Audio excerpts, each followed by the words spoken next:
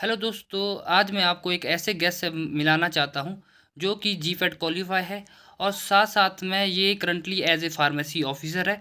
During M Pharm ही इनका जो फार्मेसी ऑफिसर का एग्ज़ाम है क्वालिफाई हुआ है। तो सबसे पहले मैं स्वागत करता हूँ मिस संध्या ठाकुर का। आपका बहुत बहुत स्वागत है कि आप हमारे यूट्यूब चैनल पे आए। Thank you Mukesh for having me. Okay, तो चलो इस कन्वर्सेशन को अब स्टार्ट करते हैं हम। सबसे पहले हम जानना चाहेंगे कि आपकी जो स्कूलिंग है वो कहाँ से हुई और आपका जो एजुकेशन बैकग्राउंड है वो कहाँ कहाँ से हुआ है। कृपया आप उसके बारे में थोड़ा सा बताएं। मेरा नाम संध्या ठाकुर है ओके। और मेरी 10th government senior secondary school डीन से हुई है and I have completed my +2 from government girls senior secondary school Rampur Bushahr okay. And I have done my graduation of B pharmacy from government college of pharmacy Rohru and okay. Currently I am pharmacist in MG MSc Khaneri Rampur Bushahr. Okay, तो आपने थोड़ा सा अपना जो introduction part है उसके बारे में बताया। तो चलो अब हम आपसे जानना चाहेंगे कि आपने जो जीपैट की प्रेपरेशन के दौरान कौन कौन सी जो बुक्स फॉलो की और साथ में आपने जैसे एज ए फार्मेसी ऑफिसर का एग्ज़ाम भी क्वालिफाई किया है। आप करंटली एज ए फार्मासिस्ट है इन रामपुर बुशहर। तो आप उसके बारे में थोड़ा सा बताएं कि आपने उसके लिए कौन कौन सी जो बुक्स है वो फॉलो की है। तो जिससे जो आने वाले जो कमिंग जो एक्सपीरियंस है वो भी अपनी तैयारियां रखे और क्वालिफाई करे। टॉकिंग अबाउट जीपैट, जीपैट के लिए मैंने कोई ज्यादा ऐसे मतलब स्पेशल अलग से कोई बुक नहीं ली थी। जो हम रेफरेंस बुक 4 साल में पढ़ते हैं बी फार्मेसी में, ओके। वही बुक फॉलो की थी और उसी उसी से ही सारा पढ़ा था। मेन जो सब्जेक्ट्स होते हैं जैसे फार्मास्यूटिक्स है, फार्माकोलॉजी है और केमिस्ट्री है, कोग्नोसी है। ये चारों सब्जेक्ट्स बहुत मेन होते हैं, तो इनकी बुक्स होती है रेफरेंस जो हमने पढ़ी है कॉलेज में, ओके। उसी उन्हीं को फॉलो किया था। जैसे कोलॉजी के लिए केडी त्रिपाठी है और ओके। फिजिक्स में बहुत सारे सब्जेक्ट्स आते हैं जैसे डिस्पेंसिंग है, RM मेहता है, उसमें ब्रह्माकर आती है, अग्रवाल है, ओके। तो और कुग्नोसिटी को काटे है। और ओके। केमिस्ट्री का मैंने इतना ज्यादा, केमिस्ट्री मेरी थोड़ी सी वीक थी तो इसलिए मैंने ज्यादा उस पर फोकस नहीं किया, मैंने बाकी सब्जेक्ट ज्यादा पढ़े हैं। और जो ओके। फार्मेसी ऑफिसर का था एग्जाम उसमें भी यही था, पर उसमें ये होता है कि जो जीपैट है उसमें हमने जो बी फार्मेसी के सारे सब्जेक्ट्स होते हैं वो पूरे कवर करने होते हैं, ऑलमोस्ट सारे करने होते हैं। ओके। जितना सब्जेक्ट में सिलेबस था वो वाला। पर जो फार्मेसी ऑफिसर का एग्जाम होता है वो एग्जाम का जो सिलेबस है वो बी फॉर्म के बेस पे बना है, तो उसमें जो सब्जेक्ट है वो कम हो जाते हैं। डिप्लोमा हमने बेस। सारे सब्जेक्ट नहीं पढ़ने हैं जो बी फॉर्म में थे। हाँ, डिप्लोमा का सिलेबस लेना है और वो सारा पढ़ना है। उसमें ज्यादा सब्जेक्ट्स तो नहीं है, पर हाँ मतलब पढ़ना तो सारा ही है जो है सिलेबस में, वो सब ओके, कुछ करना है। चलो तो आपने हाँ अब जी। बुक्स के बारे में बता लिया जो हमारे जो दर्शक है जो इस वीडियो को देखेंगे। तो चलो अगला जो हमारा जो क्वेश्चन रहेगा आपसे, टाइम मैनेजमेंट कैसे रखा। आप साथ में स्टडी भी कर रहे थे और उसके साथ साथ आपने तैयारी में भी अपना टाइम दिया अपना तैयारियों के लिए। तो आपने इस चीज़ को कैसे मैनेज किया। टाइम मैनेजमेंट का ये है कि हमें वो ये चलेगा जो पहले सिलेबस बताना चाहिए, फिर हमने टाइम टेबल बनाना है। और टाइम टेबल ऐसा मतलब ऐसा नहीं बनाना है कि हमें पूरे दिन ही पढ़ना है।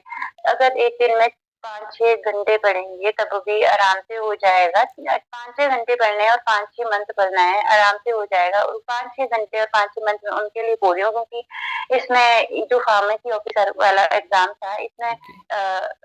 50 मार्क्स क्वेश्चन आते थे हम जब हमने पेपर दिया था। अब तो ज्यादा हो गया उससे लिमिट। तो वो वाला क्वेश्चन पढ़ना था जो कि मुझे बिल्कुल नहीं आता था, इसलिए मुझे थोड़ा सा ज्यादा टाइम देना पड़ा। वो मेरा बेसिक बिल्कुल क्लियर नहीं था और मेरे ओके। को बेसिक शुरू करना पड़ा, वो जो एक्स्ट्रा पार्ट था अपने सिलेबस को छोड़ के, इसलिए टाइम थोड़ा सा ज्यादा देना पड़ा। और 5-6 घंटे अगर दिन के देते हैं तो आराम से हो जाता है। और कोई ज्यादा ऐसे नहीं कि हमने रात को ज्यादा देर तक जागना है या फिर सुबह बहुत जल्दी उठना है। मैं दिन में पढ़ती थी इसलिए मैंने दिन वाला ही टाइम लिया, रात को नहीं। और कुछ बच्चे रात को पढ़ते हैं और दिन में कंसंट्रेशन नहीं बनती तो उनके लिए रात वाला। तो अपना टाइम टेबल अच्छे से मैनेज करना है और जो सिलेबस है ओके, सिलेबस से बाहर जैसे जीपेट का है, हमारा बी-फार्मेसी का सिलेबस पढ़ना है, तो उसमें से ही क्वेश्चन्स आएँगे, बाहर से क्वेश्चन्स आते नहीं हैं। और फार्मेसी ऑफिसर का क्योंकि लेटेस्ट वही था मेरा, तो ओके, उसमें भी यही था। जो डी-फार्म के सब्जेक्ट्स थे, सिर्फ़ वहीं से क्वेश्चन्स आते हैं। डी-फार्म के सिलेबस से बाहर कोई क्वेश्चन नहीं होता है, एक भी क्वेश्चन नहीं होता है बाहर से, इसलिए ओके, सिलेबस लेना है और सिर्फ़ सिलेबस पढ़ना है। तो उसको छोड़ के बाकी बाहर से वो कुछ नहीं देते हैं और अच्छे से फ़ॉलो करना है और सबको मिल ही जाती है। अगर हम ठीक से सिलेबस फ़ॉलो करेंगे और टाइम टेबल मैनेज मैनेज करेंगे। कई ओके, बार क्या होता है बुक जैसे हमारे सब कुछ कवर नहीं होता है लास्ट में, कई बार होता है ऐसा। ओके, मेरे साथ भी हुआ था, मैंने मेडिसिनल केमिस्ट्री छोड़ी थी, फार्मेसी ऑफिसर में भी छोड़ी थी और जीपैट में भी छोड़ी थी, क्योंकि वो मेरी थोड़ी वीक थी, इसलिए मैंने ज़्यादा फोकस उसपे किया नहीं। क्योंकि वो अगर मैं उसमें करती तो ज़्यादा उसमें लग जाता, तो मैंने वो छोड़ दी थी लास्ट में। तो एक तरह से ठीक भी था क्योंकि चलो जो बाकी क्वेश्चन्स थे वो आते थे और उसके चलो फिर उतना वो नहीं था। ओके। जो हमारा क्वेश्चन रहेगा ड्यूरिंग ग्रेजुएशन जो आपका जो कॉलेज है वो government college of pharmacy Rohru से हुआ है और उस दौरान जैसे गर्ल्स के लिए तो वहाँ पे हॉस्टल्स था, बॉयज़ तो बाहर रहते थे। कभी आपका जो आपस में कभी झगड़ा हुआ या कुछ इस तरह से कोई मेमोरी हो और वहाँ की जो रूटीन है आपकी कैसी थी? कृपया आप थोड़ा-सा उसके बारे में भी बताएँ। अम जो कॉलेज था, हाँ, रोडू में था, government college of pharmacy Rohru. तो उसमें ये था कि जब क्लासेस जो वर्किंग आवर्स थे जैसे क्लासेस के, तो उस टाइम तो हम क्लासेस ही अटेंड करते थे और लैब होती थी और लैब अटेंड करते थे और उससे भी मतलब काफ़ी एन्जॉय किया है। और उसके बाद जैसे हॉस्टल आते थे, तो हॉस्टल में तो झगड़ा तो किसी के साथ नहीं हुआ है, ओके, पर हॉस्टल लाइफ़ भी बहुत अच्छी थी। हॉस्टल लाइफ़ बहुत अच्छी होती है, ओके। तो वहाँ पे भी अच्छी थी। और काफ़ी मेमोरीज़ है रोडू कॉलेज की।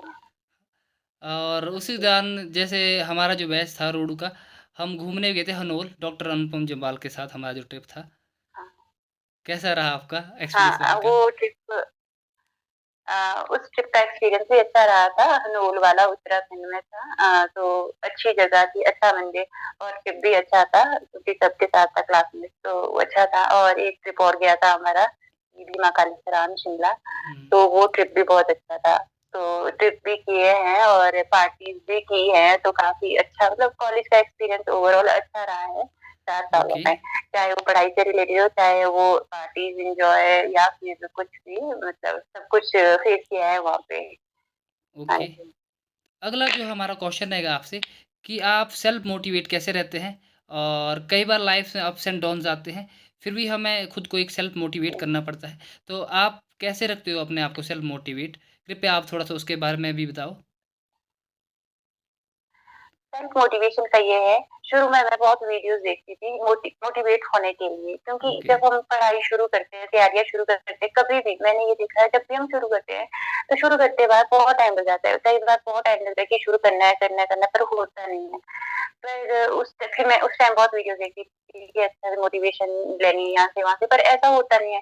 मैंने इतनी वीडियो देखी पर कभी मेरे को उससे उतना ज़्यादा 1-2 दिन होता था, पर उसके बाद वो मोटिवेशन खत्म। फिर ओके, उसके बाद सेल्फ मोटिवेशन मुझे तब भी मिलता था जब मैंने अपना जैसे पढ़ाई का काम शुरू किया, पढ़ाई शुरू की खुद से, तैयारियाँ की, चाहे वो कॉलेज का था, कॉलेज टाइम मैंने पढ़ा है या फिर ये जीपेट के लिए पढ़ा है या फिर फार्मेसी ऑफिसर के लिए पढ़ा है। तो ओके, एक बार शुरू कर देना, उसके बाद ये मोटिवेशन आ जाता था खुद में। जैसे आज मैंने पढ़ा है, ठीक है, आज मैंने मान लो थोड़ा-सा 2 घंटे पढ़ा है ना, ओके, और फिर दूसरे दिन ये होता था चलो कल थोड़ा-सा पढ़ा है, आज थोड़ा-सा और एक्स्ट्रा पढ़ लेते हैं, है ना? अगर किसी स्किप नहीं करना था, मैंने जीपैट टाइम थोड़ा-सा ये किया था कि मेरा स्किप बीच में हो गया था, इसलिए थोड़ा-सा बीच में डिमोटिवेट भी काफ़ी होती थी। पर जब फार्मेसी ऑफिसर की तैयारी की तब उस टाइम मैंने ये सोचा था, क्योंकि उस टाइम में रामपुर में लॉकडाउन के टाइम तैयारियाँ की थी मैंने और मैं ओके, वहाँ अकेले थी।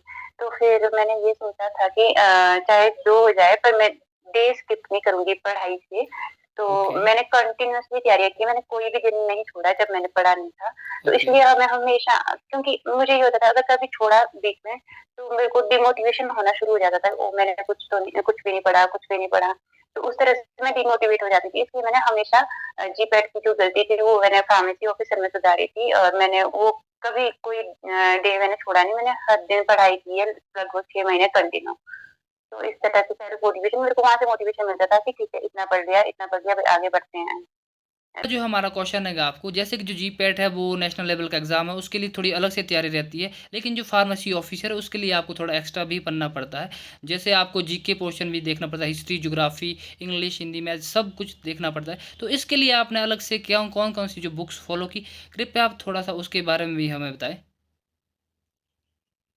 अ, जो फार्मेसी ऑफिसर है, उसमें जो हमारा अपना टेक्निकल सेक्शन रहता है, उसमें तो वही वाली बुक्स होती है जो डी-फार्म डिप्लोमा में मैंने तो रेफरेंस बुक से ही तैयारियाँ की थी। ओके, वही जो जीपैट में थी जैसे केडी त्रिपाठी की इकोलॉजी के लिए, तो इसके लिए आर.एम. मेहता हो गई, ब्रह्माकर हो गई। ब्रह्माकर तो आई थिंक उसमें सब्जेक्ट में नहीं था। ओके, इनऑर्गेनिक थी उसमें चटवाल थी, चटवाल से काफ़ी क्वेश्चन्स आए थे और कुंभ से को काटते थी।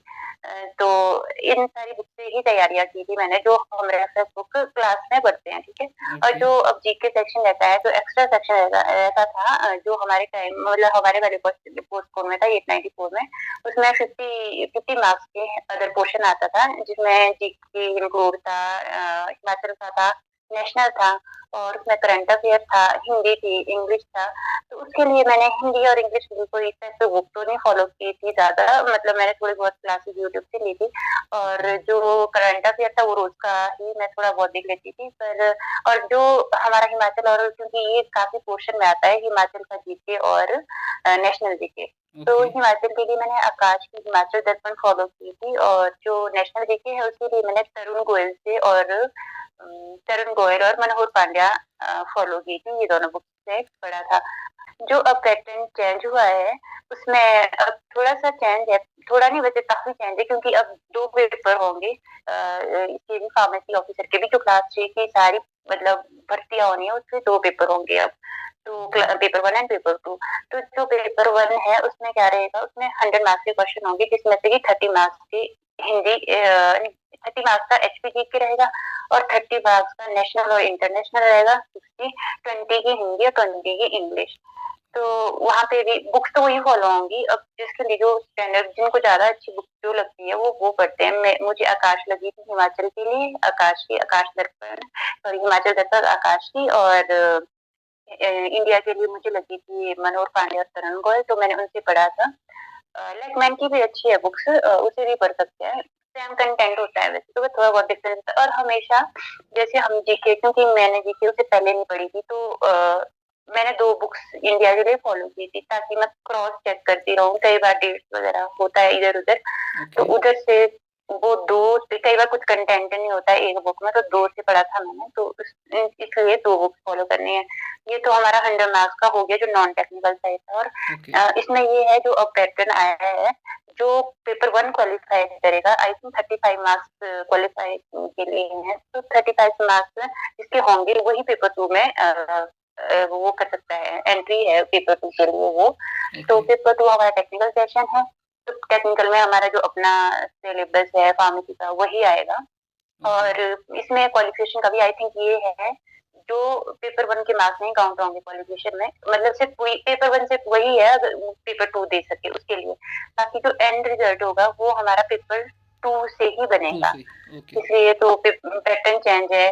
फार्मेसी ऑफिसर में हमने 170 क्वेश्चन थे और 120 मिनट कवर करने थे, तो उस टाइम काफ़ी ज़्यादा प्रेशर था और ओके, क्वेश्चन पूरे हो भी नहीं पाते उस टाइम। तो हमें काफ़ी टाइम मैनेजमेंट और मतलब वो बेसिक कंप्लीट होने चाहिए तभी फटाफट कवर होंगे, लास्ट में क्वेश्चन छूट जाते हैं। तो उस करके वो भी हो गया था और अब तो पैटर्न काफ़ी चेंज है, तो अब तो 100 क्वेश्चन्स आएँगे, आई थिंक 2 घंटे में होगा। तो चलो फिर उतना ज़्यादा वो हेक्टिक नहीं है, पर अब एक थोड़ा और पैटर्न आ गया कि अब नेगेटिव मार्किंग है। तो इस चक्कर में थोड़ा-सा टाइम चलो इतना ज़्यादा वो नहीं है, पर अपने आप के कॉन्सेप्ट क्लियर रखना है तो ईज़िली हो जाएगा, ऐसा कुछ नहीं है। ओके। अंतिम जो हमारा आपसे क्वेश्चन रहेगा वो ये है कि आप कोई मैसेज देना चाहेंगे related to life anything else? कृपया आप कोई मैसेज दें, जो आपका रहेगा अंतिम जो हमारे जो दर्शकों को। मेरा मैसेज यही है कि हमें कंटिन्यूअसली मेहनत करते रहना चाहिए, क्योंकि सक्सेस मिल ही जाती है जब मेहनत करते हैं। ऐसे नहीं है कि एक बार नहीं हुआ तो फिर हमारा नहीं होगा। हिम्मत नहीं हारनी है, हमेशा मतलब पढ़ाई करते रहना है, कंटिन्यूअसली टेस्ट में रहना है, क्योंकि ऐसा जिसने पढ़ा है उसका ही क्वालीफाई होगा, और जो नहीं पढ़ेगा उसका नहीं होगा, और जिसने पढ़ा है उसका पक्का क्वालीफाई होगा, चाहे लेट होगा, चाहे जल्दी होगी। किसी को सक्सेस जल्दी मिलती है, किसी को थोड़ा लेट मिलती है। इसलिए हमेशा पेशेंस के साथ हमें तैयारियाँ करनी चाहिए और सक्सेस का वेट करना चाहिए, और क्योंकि सक्सेस मिल ही जाती है जिसने मेहनत की होती है। ओके, आपका बहुत-बहुत आभार, आपका बहुत-बहुत धन्यवाद। I would like to thank you for giving your precious time कि आपने हमारे जो दर्शकों को बताया कि आपने किस तरह से तैयारियाँ रखी, और आई होप फ्यूचर में भी आप बहुत आगे जाएँ, और आपका बहुत-बहुत धन्यवाद आपके जो आपने हमें टाइम दिया। Thank you so much. Thank you Mukesh. Okay.